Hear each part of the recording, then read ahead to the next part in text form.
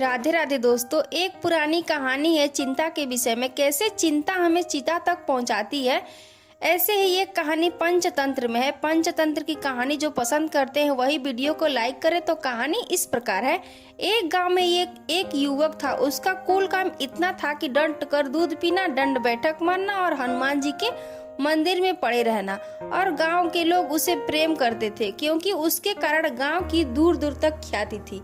उसके जैसा पहलवान कहीं नहीं था और उसको कुछ काम नहीं था, बस दूध पीना, दंड बैठक मारना और हनुमान जी का सत्संग करना। लेकिन वहाँ का राजा उससे बहुत नाराज था क्योंकि राजा जब भी अपने हाथी पर बैठकर निकलता, मंदिर के सामने से वह युवक कभी कभी बाहर आ जाता और हाथी की पूंछ पकड़ लेता और राजा अटक जाता।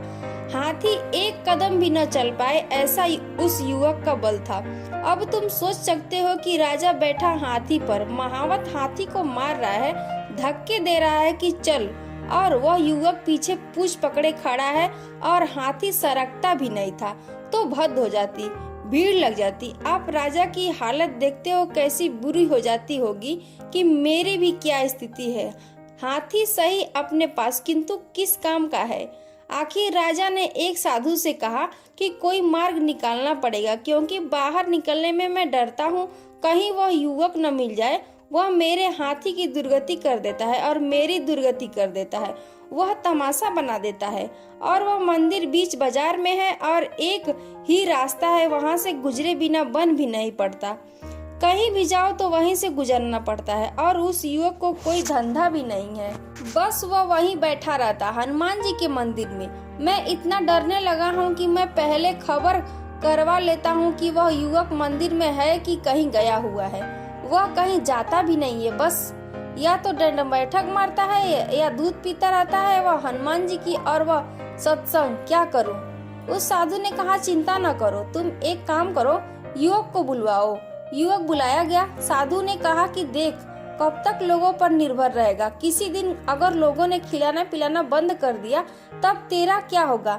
युवक ने कभी सोचा ही ना था कि फिर क्या होगा, फिर कभी सवाल ही नहीं उठा था, फुर्सत कहाँ थी, फिर इत्यादि की। उसने कहा, यह मैंने कभी सोचा नहीं। तो उस साधु ने कहा, सोच, नहीं तो बाद में मुश्किल में पड़ेगा। जवानी हमेशा थोड़े ही रहेगी, आज है कल खत्म हो जाएगी।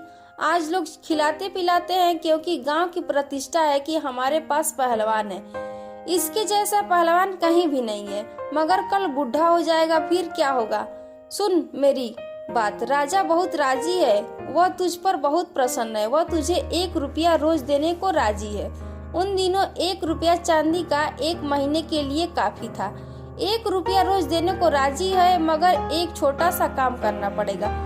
उस युवक ने कहा, काम तो मैं कुछ जानता नहीं हूँ, दंड बैठक लगा सकता हूँ, दूध पी सकता हूँ और हनुमान जी का सत्संग कर सकता हूँ। काम मैं कुछ भी नहीं जानता, पढ़ा लिखा भी नहीं हूँ, बस हनुमान चालीसा, वह भी मुझे याद है, वह भी मैं पढ़ नहीं सकता, तो काम मैं क्या करूँगा। साधु ने कहा, काम ऐसे देंगे जो तू कर सकता है, बड़ा सरल काम है। रोज सुबह 6 बजे मंदिर का दिया बुझा दिया कर और रोज शाम 6 बजे जला दिया कर, इसका तुझे 1 रुपया मिलेगा। उसने कहा, यह काम सरल है, मैं मंदिर में पड़ा ही रहता हूँ, सांझ जला दूंगा, 6 बजे सुबह 6 बजे बुझा दूंगा और 1 रुपया मिलेगा। युवक राजी हो गया। राजा ने कहा, इससे क्या होगा, और आपने एक मुसीबत कर दी, वह और दूध पिएगा और यह कोई काम है। साधु ने कहा, तुम थोड़ा रुको, जल्दी भी न करो, हमारे अपने रास्ते होते हैं, महीने भर बाद इसका उत्तर दूंगा। महीने भर तक तुम गांव में बाहर न निकलना। महीने भर बाद साधु ने कहा कि अब तुम अपने हाथी पर बैठकर जाओ। राजा निकला अपने हाथी पर महीने भर युवक राह भी देख रहा था कि राजा निकला कि नहीं। उसको भी मजा आता था हाथी की पूंछ पकड़कर रोक देना। उस दिन उसने हाथी की पूंछ पकड़कर रोका कि घिसट गया, बुरी तरह घिसट गया, बड़ी भद्द हो गई। महावत को हाथी को मारना भी नहीं पड़ा, हाथी ही घसीट दिया युवक को। राजा ने साधु से पूछा, तुमने क्या किया? मैं तो सोचता था उल्टी हालत हो जाएगी। उसने कहा कि नहीं, उसको चिंता में डाल दिया। अब उसको एक चिंता बनी रहती कि 6 बजे की नहीं। यह बार बार लोगों से पूछता, भाई कितने बजे? 6 तो नहीं बज गए?